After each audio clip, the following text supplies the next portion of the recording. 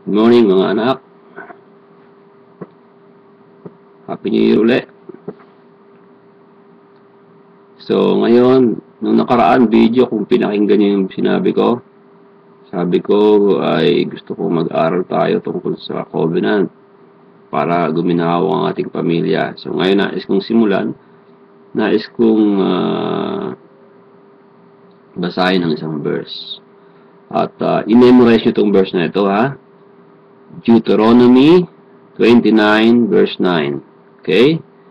Deuteronomy chapter 29 verse 9. Okay? So, sa Sunday, pag nag-usap tayo, kailangan memorize nyo ito, ha? May lang. Deuteronomy chapter 29 verse 9. Ito yung sabi, ha? Basahin ko. Carefully follow the terms of this covenant so that you may prosper in everything you do. So, buong ingat ninyong sundin ang mga panuntunan ng tipan na ito, nang sa gayon kayo ay guminhawa sa lahat ng inyong gagawin. So, yung pagginhawa ng buhay ng isang tao, ng isang pamilya, pagginhawa ng isang simbahan, iglesia, o ng isang bansa, ay nakasalalay sa pagsunod sa tipan ng Diyos. Deuteronomy chapter 29 verse 9. So gusto ko lang ikwento sa inyo, nung 2 Kings chapter 23 verses 1 to 3, mayroong isang hari. Ang pangalan niya si Haring Josiah, si Hosias. Siya ay naging hari sa Israel nung siya ay edad ng 8 taon. Kaso, dahil bata pa siguro siya, siguro may nangangalaga sa kanya. Paglipas ng 18 taon, 18 years after, nung siya ay tumuntong na 26 years old na, mayroon siyang iniutos sa kanyang sekretary. At ang sabi niya sa kanyang sekretary, ay bilangin niya yung pera sa templo para ipaayos yung templo.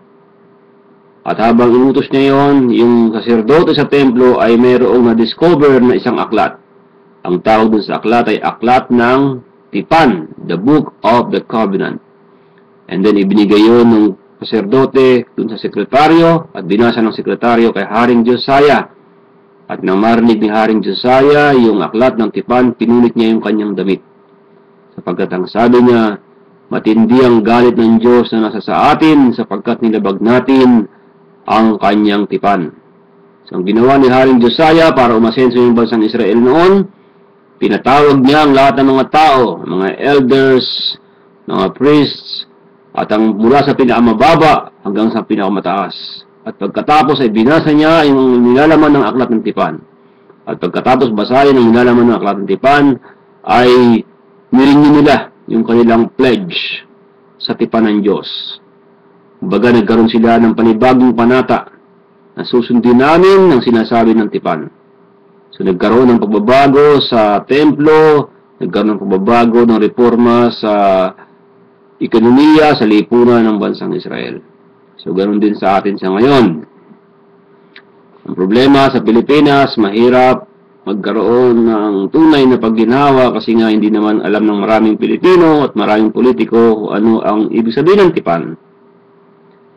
So, ang kinakailangan dyan ay turuan ng mga Pilipino.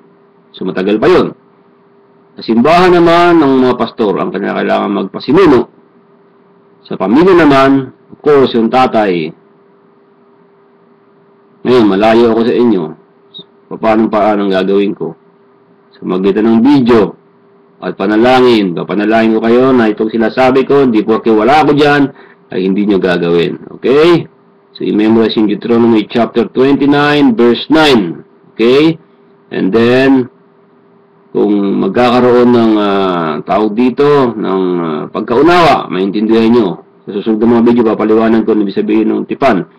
Pag naintindihan nyo ng tipan, and then, nag-pray kayo sa Panginoon, Panginoon, tulungan niyo po kami bilang isang pamilya na masunod namin ng inyong tipan, sapagkat nais namin guminhawa ang aming buhay. So, magkakaroon ng renewal of pledge, or renewal of commitment to the covenant of God.